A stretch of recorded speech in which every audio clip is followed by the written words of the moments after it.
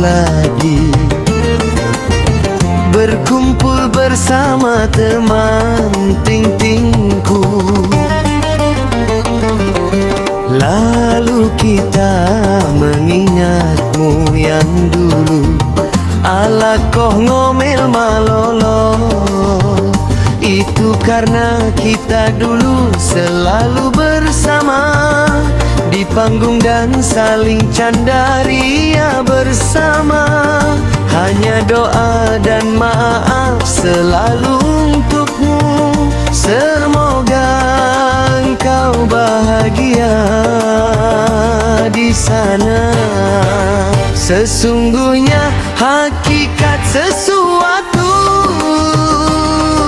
cinta itu getaran jiwa suci, murni tiada dosa. Dan cinta itu terletak di sebuah getaran rosa yang paling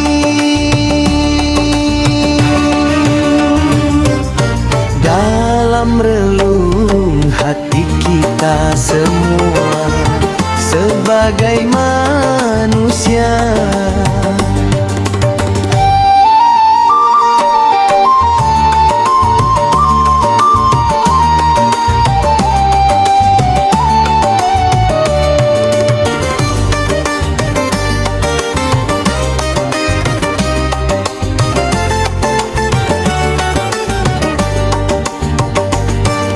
Sejak Adam dan Hawa di surga sana, dan kita sebagai manusia punya perasaan yang sama, ingin menyayangi